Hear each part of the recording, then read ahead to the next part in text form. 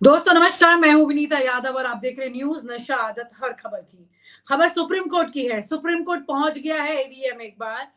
कहां पर? जहां पर सीजेआई संजीव खन्ना है। अब संजीव खन्ना जिन्होंने कुछ ऐसे फैसले सुनाए हैं जिससे कि सरकार की हालत थोड़ी सी मुश्किल में आई है। तो क्या वाकई में अब इस वक्त संजीव खन्ना की बेंच में ईवीएम पहुंच रहा है तो मामला कुछ बदलेगा, पलटेगा? मुख्य न्यायाधीश संजीव खन्ना की पीठ सुनवाई करेगी इस पर।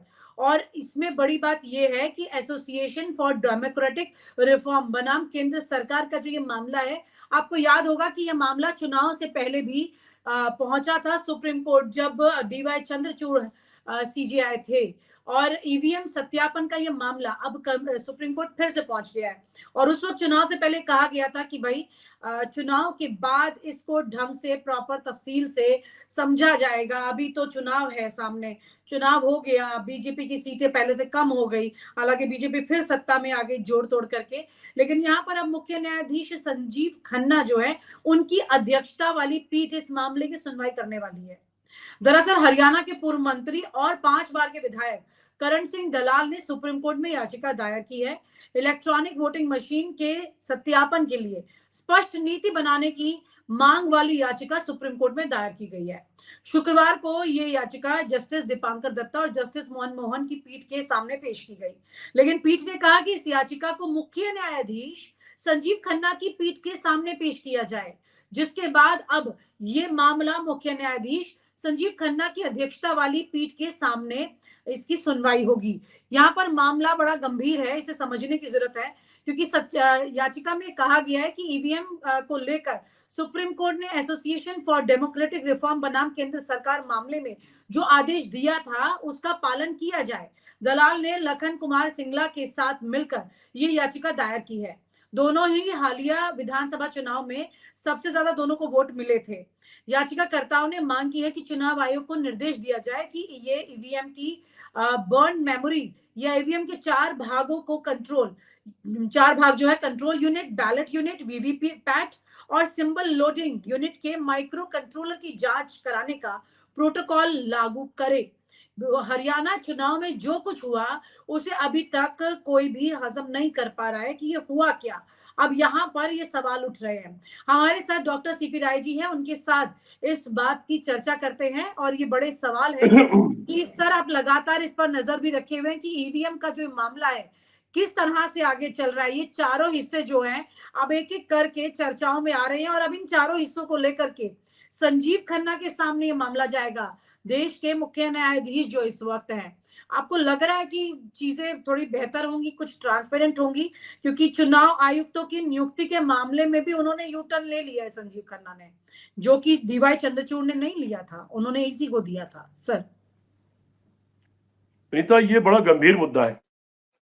जर्मनी में भी इशू उठा था, ये ईवीएम का इशू जर्मनी में उठा था और जर्मनी ने, अदालत ने इसको एक क्रिमिनल एक्ट बताया था। ईवीएम के इस्तेमाल करने को चुनाव में उसने क्रिमिनल एक्ट बताया था और उसके बाद ईवीएम का इस्तेमाल करना वहां बंद हो गया था। शेख हसीना जो अभी बांग्लादेश में नहीं है, वहां से पलायन कर गई हैं, उनके सामने विरोधी दलों ने भी सवाल उठाया था कि बैलेट पेपर से चुनाव होना चाहिए, ईवीएम पर हमको भरोसा नहीं है। उन्होंने भी, तो तानाशाह कहा जाता है, उन्होंने भी उससे पल्ला झाड़ लिया। उन्होंने कहा ठीक है, बैलेट से चुनाव करा लो, हमें कोई दिक्कत नहीं है। तो तमाम देशों में, जो प्रगतिशील देश है, वहां कहीं पर भी ईवीएम से चुनाव नहीं होता। ईवीएम को लेकर के तमाम तरह के सवाल उठ रहे हैं।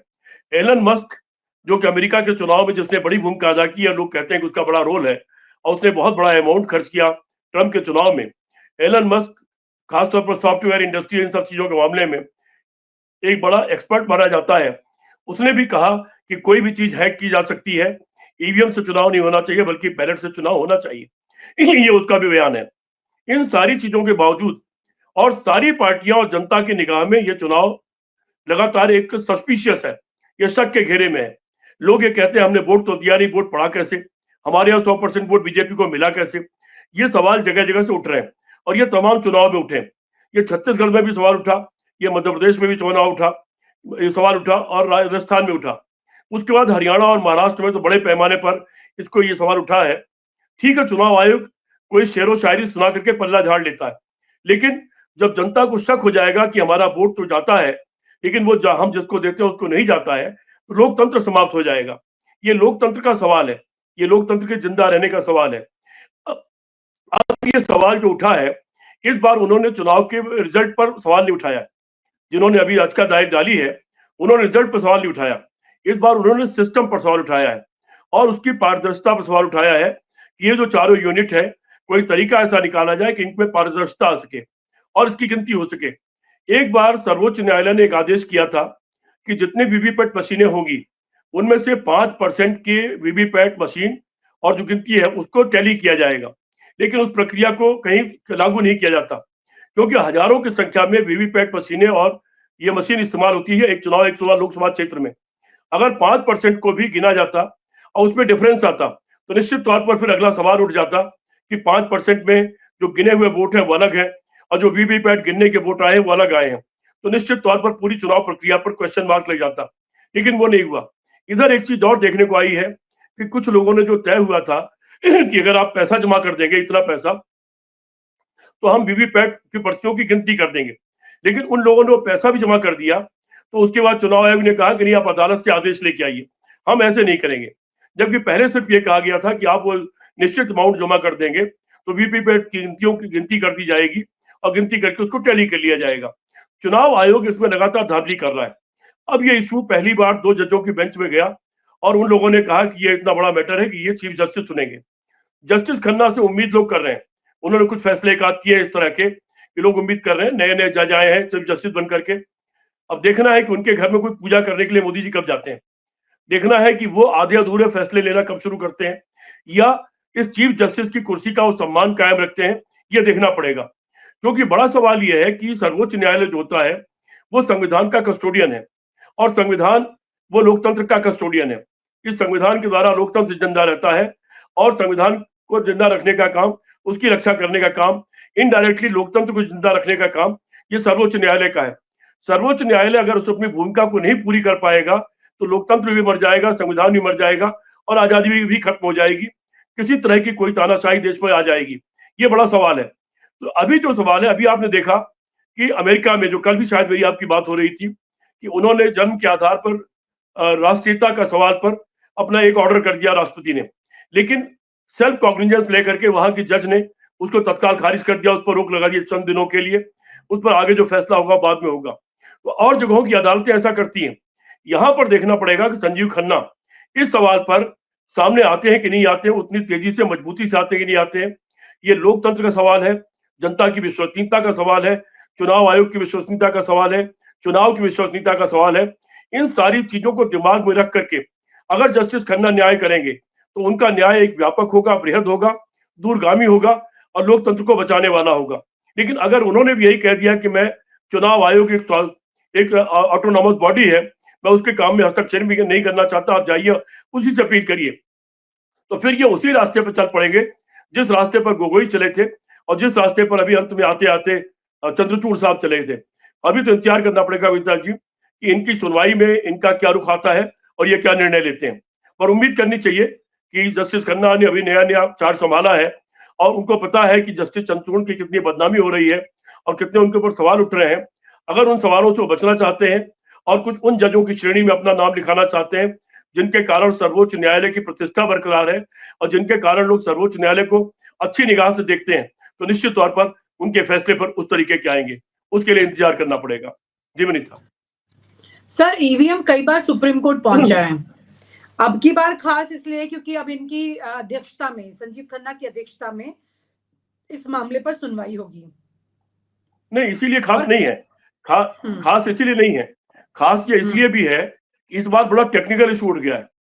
इस बार चारों टेक्निकल वर्ड्स का इस्तेमाल करके, बर्न यूनिट वगैरह का इस्तेमाल करके ये कहा गया है कि इसका क्या तरीका हो कि ये पारदर्शी बन सके, इस पर भरोसा किया जा सके, उसका प्रोटोकॉल तय किया जाए। ये एक बड़ा मुद्दा, टेक्निकल मुद्दा उठ गया है, इससे आसानी से बच के निकलना आसान नहीं होगा विनीता जी। सर ठीक है, आसान नहीं होगा, लेकिन ये कई बार मामला गया है और ये मामला जाने के बाद कई बार सुप्रीम कोर्ट ने ये तक कह दिया है कि भाई कितनी बार आप बार बार आएंगे यहाँ पर ये मामला लेके। चंद्रचूड़ की जब सीजीआई थे तो इस तरह की बातें हो रही थी, लेकिन अब की बार जो है सीजीआई संजीव खन्ना के सामने थोड़ी तस्वीर अलग है। 1.5 साल का कार्यकाल है, इस बीच में हो सकता है कि वो कोई ऐसे बड़े फैसले कर दे जो कि बीजेपी के लिए बड़ी मुश्किलें पैदा कर सकता है। तो क्या आपको लग रहा है कि अभी हाल ही में कुछ ऐसे फैसले हुए भी हैं, ईडी को भी क्लास लगाई गई है अच्छी खासी, ईडी को भी उतना इजी गो नहीं हो रहा है, ईडी की अच्छी फटकार लग चुकी है। उधर दूसरी तरफ जैसा मैंने आपको कहा भी कि पहले से ही यहाँ पर कुछ चुनाव आयुक्त की नियुक्ति को लेकर के भी बात हुई है, कॉलेजियम सिस्टम को लेकर के भी जिस तरह से कंट्रोल करने की बात केंद्र कर रहा था वो भी टक्कर में है। तो तमाम तरह के मामले ऐसे सामने आ रहे हैं। हालांकि अभी तक अडानी वाला मामला या कोई इस तरह की चीजें नहीं गई है कि तस्वीर और साफ हो सके, लेकिन आपको लगता है ईवीएम के मामले पर ये तस्वीर इतनी साफ तो जरूर हो जाएगी कि ये कहा जा सकता है कि सीजीआई खन्ना की ट्रांसपेरेंट इमेज एक निकल के आए, क्योंकि अगर नहीं आई तो फिर वो भी फंस जाएंगे, क्योंकि नहीं आने के पीछे कई दो तरह के खेमे हैं। एक कहेंगे कि देखिए ईवीएम पर इन्होंने फैसला अगर सुना दिया तो कहेंगे देखिए, कुछ लोग तो तारीफ करेंगे, कुछ कहेंगे कि ये दूसरी तरफ चले गए। तो और अगर इन्होंने ईवीएम पर फैसला नहीं सुनाया तो पहले से ही जो लोग चंद्रचूड़ और रंजन गोगोई के लिए बोल रहे हैं, उसी तरह से फेहरिस्त में संजीव खन्ना को भी लाके खड़ा कर दिया जाएगा। और पहले ही चंद्रचूड़ ये बात कह चुके हैं कि खबरों की और सोशल मीडिया का प्रेशर इतना ज्यादा आ रहा है कि जजेस ढंग से न्याय नहीं कर पा रहे हैं। विनीता, जनता को कई तरह से न्याय मिलते हैं। उन देशों में क्रांति नहीं होती है जिन देशों में जनता को अपना गुस्सा निकालने का हक होता है, धरना प्रदर्शन आंदोलन रैली करने का हक होता है। वो करके जनता का गुस्सा निकल जाता है। जनता सोचती कि हमने अपनी बात कह दी। फिर उसके बाद वोट डालने का हक होता है। वोट डाल करके जनता कहती है कि ठीक है, हमने सरकार के खिलाफ गुस्सा निकाल दिया। लेकिन सरकार के खिलाफ गुस्सा निकाला और सरकार नहीं बदली, वो गुस्सा बरकरार रहता है। फिर उसके बाद आती है अदालत, सर्वोच्च अदालत। फिर तीसरा जगह वो है कि सर्वोच्च न्यायालय ने हमारे गुस्से का ध्यान रखा, हमें गुस्सा था, हमारे साथ न्याय नहीं हुआ, हमने जिसको वोट डाला था उसको वोट नहीं पड़ा, जिसको नहीं डाला था उसको पड़ गया, धरना प्रदर्शन हमको करना दे दिया गया। अब सर्वोच्च न्यायालय के ऊपर है कि वो निर्णय दे। अगर वो भी निर्णय नहीं देगा, बांग्लादेश में क्या हुआ? बांग्लादेश में यही तो हुआ कि वहां सर्वोच्च न्यायालय ने भी न्याय देना बंद कर दिया। और जब सर्वोच्च न्यायालय ने भी न्याय देना बंद कर दिया, सरकार सुन नहीं रही थी, पुलिस गोली चला रही थी, धरने प्रदर्शन पर रोक लग गई थी, तो एक दिन गुस्सा फूट पड़ा। वो चाहे लंका हो चाहे बांग्लादेश हो, जब एक दिन गुस्सा फूटता है तो जब नौजवान और देश की जनता सड़क पर निकल आती है, फिर उसके परिणाम वही होते हैं जो श्रीलंका में हुआ, बांग्लादेश में हुआ। मैं कभी ये नहीं चाहूंगा कि मेरे भारत देश में उस तरह का गुस्सा फूटे और उस तरह के हालात पैदा हो। लेकिन मैं नहीं चाहूंगा, तो ये चुनाव आयोग को भी नहीं चाहना चाहिए, ये सर्वोच्च न्यायालय को भी नहीं चाहना चाहिए कि जनता को गुस्सा बढ़ता चला जाए और जनता को लगे कि हमारे साथ अन्याय हो रहा, न्याय नहीं हो रहा है। न्याय होना और न्याय होता दिखना, ये दोनों जरूरी है। उम्मीद की जानी चाहिए कि संजीव खन्ना जी न्याय होते हुए न्याय करेंगे भी, और न्याय होते हुए दिखे ऐसा भी करेंगे और अपने सम्मान को बरकरार रखेंगे और सर्वोच्च न्यायालय के सर्वोच्च पद के सम्मान को बरकरार रखेंगे। इसकी उम्मीद करते हैं हम लोग। मुझे भी उम्मीद है शायद उनको ऐसा करना चाहिए। क्योंकि अब ईवीएम के एक एक हिस्से की जिस तरह से बात की जा रही है, उसके हर पार्ट को लेकर के हरियाणा की तरफ से जो हरियाणा में हुआ, तो उसको लेकर के लगातार यहाँ पर चुनौती दी जा रही है। तो आपको लग रहा है कि ये एक तरफा मामला ना होकर के इस बार कुछ अच्छी खबर आ सकती है? विनीता, इस बार मैंने कहा नहीं, टेक्निकल इशू फंस गया है। इस बार जिस आदमी ने भी राय दी है और जिस वकील ने राय दी है, जिस टेक्निकल आदमी ने राय दी है, इन चारों चीजों को अलग अलग करके उसकी ट्रांसपेरेंसी की बात हुई है और नितांत ये टेक्निकल, ये पूरी बहस ही टेक्निकल उस पर पहुंच गई है। और इस टेक्निकल बहस को इतनी आसानी से टाला नहीं जा सकता। ये कहना कि वोटों में हेराफेरी हो गई, हमको हरा दिया, हम जीत रहे थे, वोट हमारे थे उनको पड़ गए, वो एक अलग तरह की बात हुई। लेकिन ये इशू बिल्कुल टेक्निकल इशूज बन गया है और इस टेक्निकल इशू पर निश्चित तौर पर बहस भी बहुत टेक्निकल होगी।